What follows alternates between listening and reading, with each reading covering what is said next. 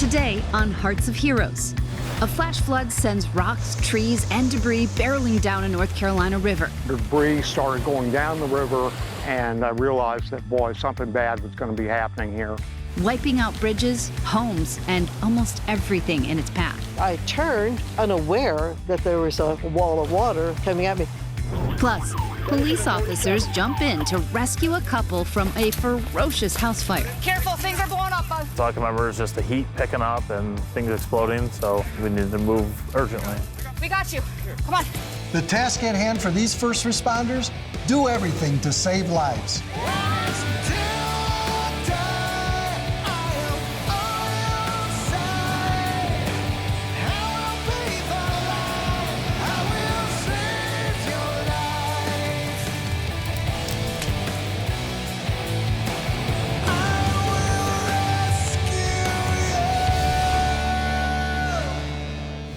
We're all naturally curious. So when extreme weather hits, it can be tempting to go outside and capture it on camera. But that is just never a good idea, as one couple found out when they were caught in a serious flash flood.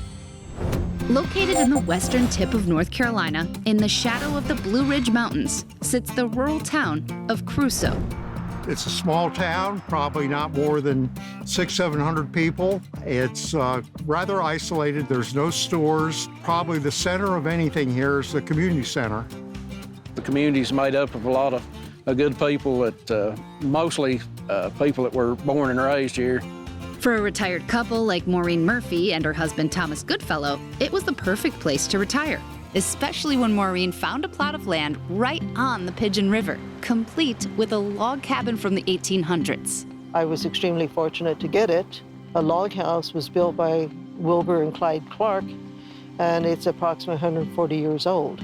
As quaint as the cabin was, the couple decided that they preferred something a bit more modern. It's rather rustic in a lot of ways, and I said, I think we're probably better off building a house for ourselves. So they bought a pre-constructed modular home that was assembled in under a day. Believe it or not, it only took probably not more than 6-7 hours to erect the whole house. But Thomas and Maureen's serene life next to the winding Pigeon River was turned upside down when Tropical Storm Fred made landfall in the southeast in 2021. Tropical Storm Fred was the worst natural disaster that Crusoe communities had since the fire department was established. Despite plenty of flash flood warnings, Maureen and Thomas just didn't think that the ferocity of the storm was going to impact them. Started out just like a normal day. We were going to monitor the water because we knew the totals that they were predicting for the rainfall may cause us a problem. But the storm was going to cause a whole lot more than a mere problem for Maureen and Thomas, who were at home that afternoon. We had a drop of 6.5 inches right here, and it rained continuously. And so we knew the river would rise. There was no question about that. Whenever you are in a significant weather event, the best thing to do is stay inside where it is safe. Storms can be dangerous and highly unpredictable, and none of us are any match for the power of Mother Nature. Unaware of the danger heading her way, Maureen made the fateful decision to go outside and capture the storm on camera. I went out to get pictures, as I'm wont to do, and saw the river going over the top of the bridge, saying, hey, that's a great shot. And so I went out, took pictures, watching the river rise, unaware, and never got the alert that there was a flash flood. Power went out, and it just did not come back on. Probably within an hour, the river started rising really rapidly, and then more and more debris started going down the river, and I realized that, boy, something bad was going to be happening here. Thomas nor Maureen realized that as the floodwater was rushing down the Pigeon River, it was gathering power and also debris as it went. Logs, rocks, and other large items accumulated, building a temporary dam. The water pressure behind that dam grew. The level of debris that would accumulate from upstream that then broke through one log jam, wipe out a bridge, come down, new log jam, break out another bridge, and each time that water became increasingly more devastating. Then the wall of floodwater and debris careened down the river, sweeping up everything in its path and headed straight for Maureen and Thomas's home. And I turned just at the corner of the garage to take one more look, unaware that there was a wall of water coming at me. It was almost like an explosion hit, and before I knew it, the water was thigh high, and I was trying to get the doors open to get the water out of the house. Coming up, Maureen finds herself at the mercy of Mother Nature. I'm suddenly feet downstream, heading quite quickly past a point of no return. And later, a fire traps a couple in their home, and it'll take a whole team of first responders to save the day. Come on, we gotta get them away from this fire. It's starting to blow up. But first, a tip to keep you safe. Flash floods can be one of the most deceiving and dangerous natural disasters. That's why it's important to never enter rushing water during a storm. It only takes a few inches of moving water to knock you off your feet and move your vehicle away. Taking the long way around or turning back is always the safest route when dealing with floodwaters. Turn around, don't drown.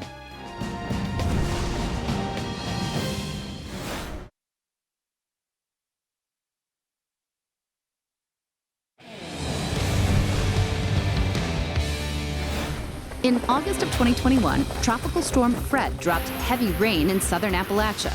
The small community of Crusoe, North Carolina, was in the crosshairs. Heavy rain turned the Pigeon River into a roaring deluge, sending floodwater and tons of refuse barreling through the community. There was all kinds of debris. I mean, we were having hot water heaters, cars, everything going down the river. Thomas Goodfellow's wife, Maureen, was outside snapping pictures of the storm when she was hit by a tidal wave of floodwater. I'm suddenly feet downstream, heading quite quickly past a point of no return. Miraculously, Maureen managed to grab onto a branch of a fir tree.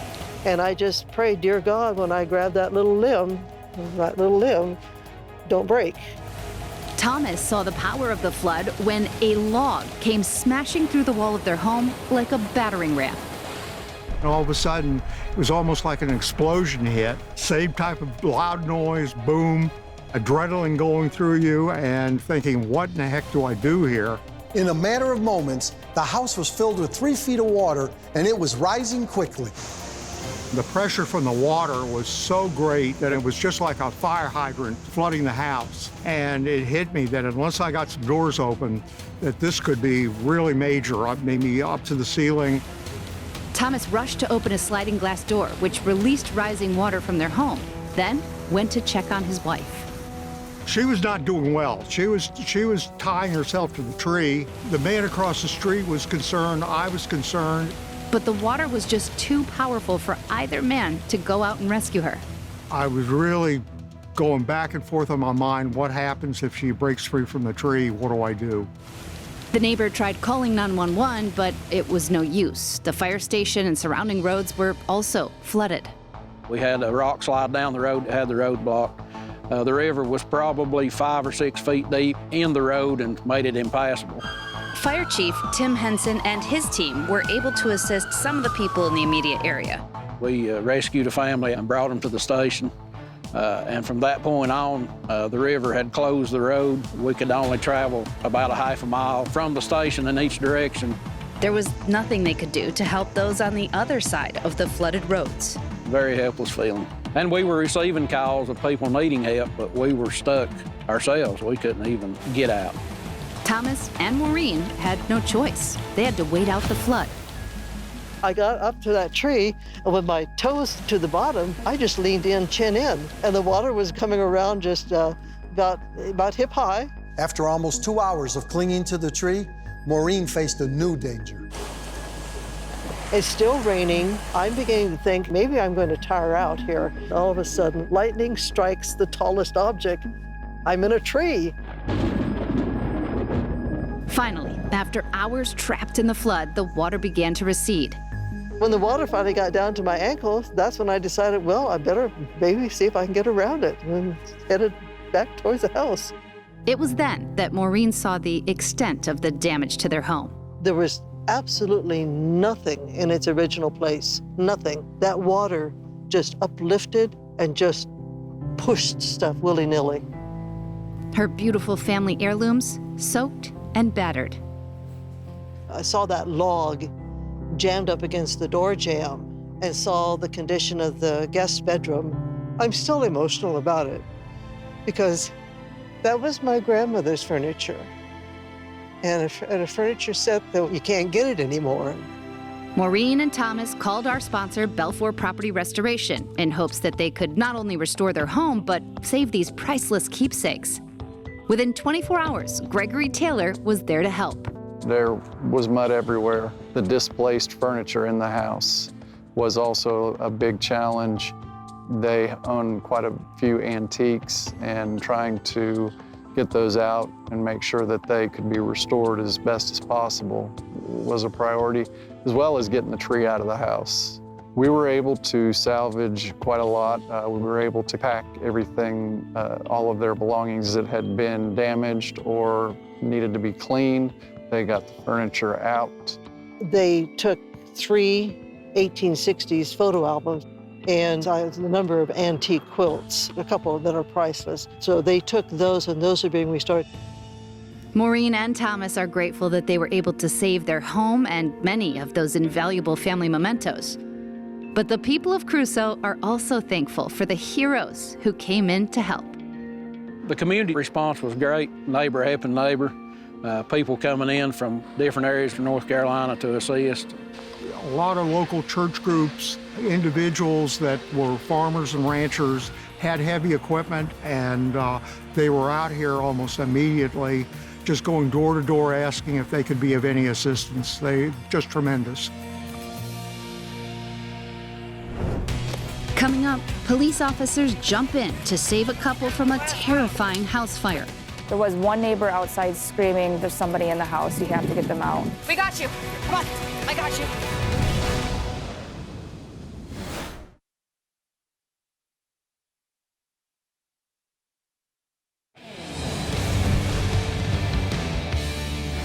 When a house fire starts, you expect to see firefighters, but police officers are often first to show up. And luckily, because of the bravery of 2 officers and a trooper in Cleveland, Ohio, survivors were rescued in just the nick of time.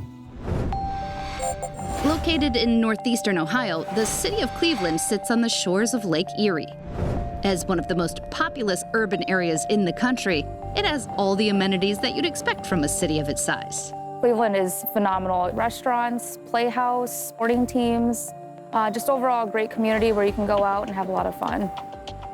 With a sprawling metro, there are multiple fire and law enforcement agencies in Cleveland. But no matter which agency they work for, these brave men and women always look out for one another. I definitely think you need to have a good working relationships with the surrounding agencies. You never know what the day will bring to you.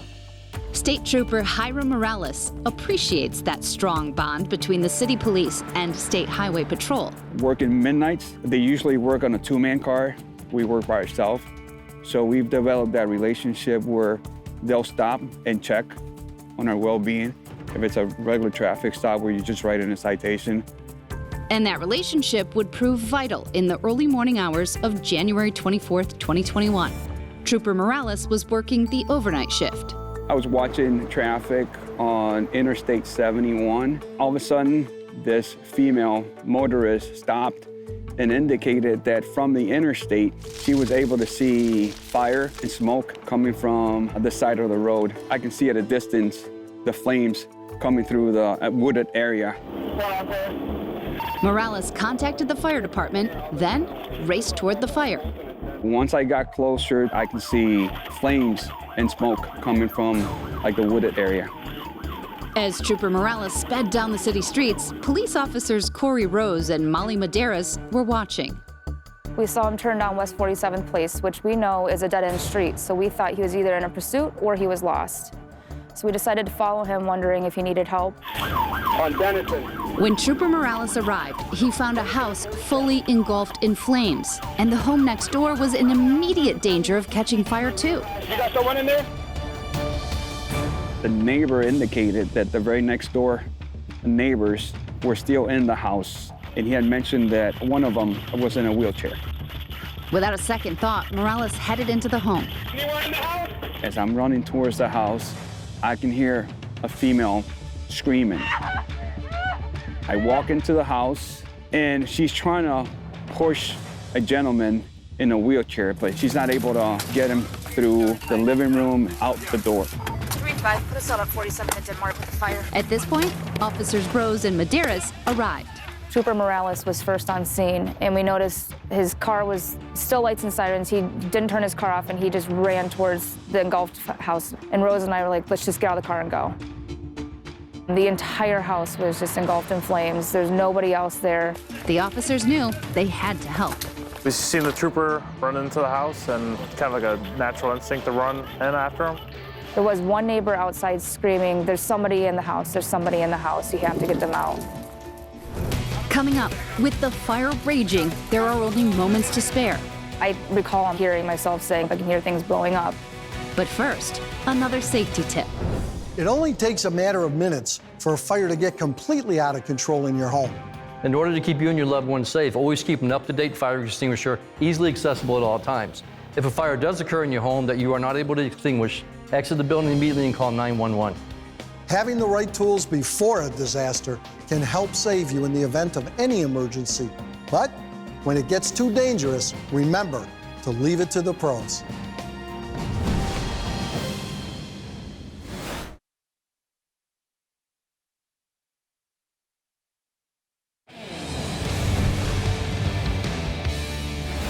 In the early morning hours of January 24th, 2021, State Trooper Hiram Morales responded to a report of a house fire. 2 people were trapped inside. One of them was in a wheelchair. Morales jumped into action as soon as he got there, and when he went inside, there were no working lights. The fire had already taken out the power. I went in, there was no electricity. My concern that there was probably someone else other than the 2 individuals. Police officers Corey Rose and Molly Medeiros arrived shortly after. Me and my partner Molly got out of the car, ran over to the house with him. In that exact moment, I think my adrenaline had already kicked in. I was just thinking, like, we have to get this couple out of the house. We have to get them somewhere safe. Inside, Trooper Morales found the terrified couple struggling to get out. With one of them in a wheelchair, they were starting to panic. I asked him if he could stand up. I would help him walk. Apparently he couldn't walk. Outside the home, the fire was growing. Can you get up? Can you get up? We got onto the front porch, and I remember something in the house that initially caught on fire. Something exploded. Careful, things are blowing up, bud. I recall on my body camera me hearing myself saying something's gonna blow up, I can hear things blowing up. So we needed to get the patrons out of the house as safely and quickly as possible. Even though they may not be trained in certain types of rescue, you can always count on first responders to do whatever they can to help those in need. We got you. Come on, I got you. We helped the man down the stairs. He was kind of fighting us a little bit because I think he was just in such shock of everything going on. We knew things were ticking down to the last second just because it was getting hotter by the second because the flames were moving over to the house that we were in. I got you. I got his arm under here. The patron was holding on to the front porch and he didn't want to let go because he was so scared, and it was a matter of time before we had to get out of there. Come on, we gotta get him away from this fire. It's starting to blow up. Stuff was just exploding from the house next door. I don't know exactly what it was. That's all I can remember is just the heat picking up and things exploding, so we needed to move urgently. The 3 officers were fortunately able to calm the man down and get the couple to safety. Is there anybody else in the house? They were very emotional. The lady was very nervous. She was still crying and grateful. The couple was taken to a nearby hospital and fortunately only had minor injuries. It's okay. I think they were just panicked. I don't know if they knew what to do. If it wasn't for Morales getting there, I don't know if they would have made it. Oh, Morales. Good seeing you, bud. For their brave actions that day, the trooper and 2 police officers were each awarded a Medal of Commendation from the Ohio State Highway Patrol. It's always nice to have that type of recognition, but we don't go out there thinking that I'm going to do something to be recognized. And these heroic officers know they'd do it all over again. If it was my family, I would definitely want somebody to do the same thing, especially considering the circumstances. It would have been harder for them to get out. It's gonna be okay, sir. This is what we took an oath for, and I know for a fact that any of our guys would have done the same thing.